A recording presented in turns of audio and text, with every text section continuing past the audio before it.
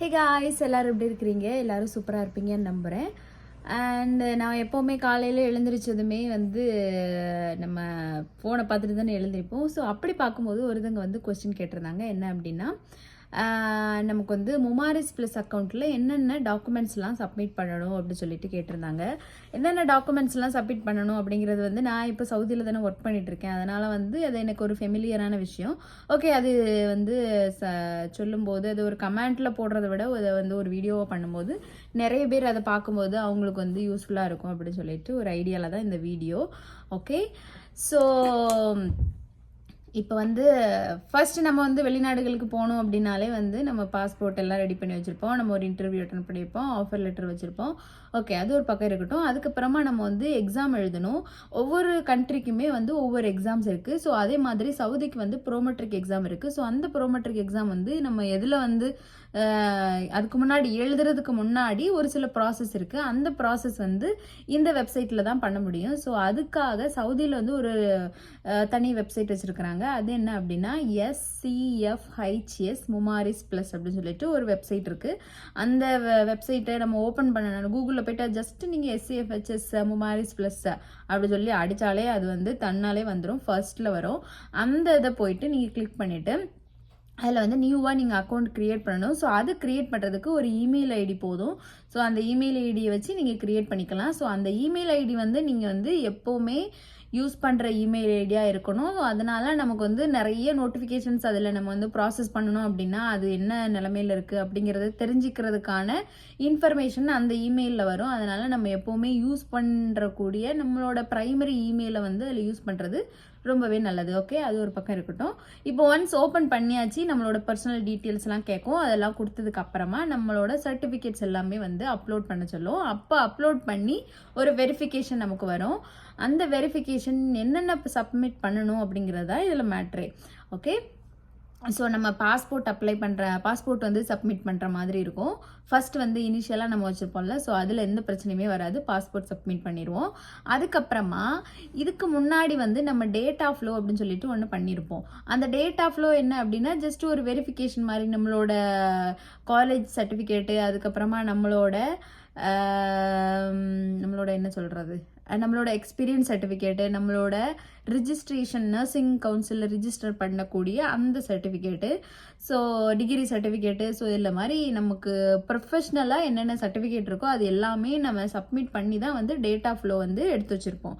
அந்த date of ஃப்ளோவுக்கு ஒரு reference number ஒன்று இருக்கும். அந்த ரெஃபரன்ஸ் நம்பரையுமே நம்ம டேட்டா ஃப்ளோவை சப்மிட் பண்ணுற மாதிரி இருக்கும். ஸோ இதில் அதனால் SCFHS அந்த வெப்சைட்டில் பண்ணுறதுக்கு முன்னாடி டேட்டா ஃப்ளோ அப்படிங்கிறது நம்ம பண்ணியிருக்கணும்.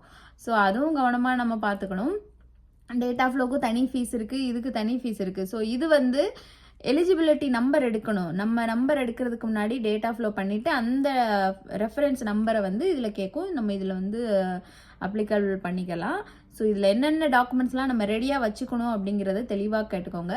ஃபர்ஸ்ட் நம்மளோட college certificates like degree certificate, இல்லைனா கோர்ஸ் கம்ப்ளீஷன் சர்டிஃபிகேட்டு, இல்லைனா அதுக்கப்புறமா அந்த ரிஜிஸ்ட்ரேஷன் பண்ண சர்டிஃபிகேட்டு, அதுக்கப்புறமா எக்ஸ்பீரியன்ஸ் சர்டிஃபிகேட்டு, அப்புறமா 10th 12th இது எல்லாமே நமக்கு தேவை. ஸோ இதுதான் மெயினான சர்டிஃபிகேட்ஸு. இது எல்லாமே வச்சுருந்தீங்க அப்படின்னா ஈஸியாக பண்ணிக்கலாம். ரொம்ப டென்ஷன்லாம் ஆகாதீங்க, இது ஈஸியாக பண்ணிக்கலாம்.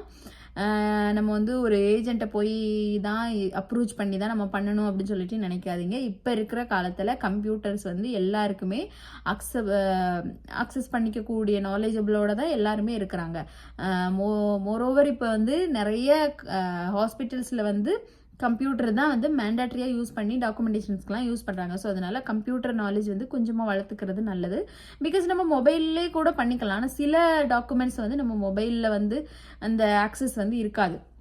அதனால் ஒரு லேப்டாப்லேயோ இல்லை ஒரு பெரிய கம்ப்யூட்டர்லேயோ நம்ம பண்ணுற மாதிரி இருக்கும். அதனால் ரொம்ப டென்ஷன் ஆகாதீங்க, ஈஸியாகவே பண்ணிக்கலாம். ஸோ அதனால் இந்த டாக்குமெண்ட்ஸ் எல்லாம் நீங்கள் கரெக்டாக வச்சுருக்கீங்க அப்படின்னா, ஒன்ஸ் நீங்கள் இந்த டாக்குமெண்ட்ஸ் எல்லாம் வச்சுருக்கீங்க அப்படின்னா, ஒரு வேலைக்கு வெளியில் நம்ம அப்ளை பண்ணுறோம் அப்படின்னாலே நம்மளோட டாக்குமெண்ட்ஸ் எல்லாமே ஒரு PDF ஃபார்மில் நம்ம ஒரு ஸ்கேன் பண்ணி வச்சுக்கிறது நல்லது. அதனால் அந்த PDF ஃபைல் மாதிரி தான் நம்ம அனுப்புகிற மாதிரி இருக்கும்.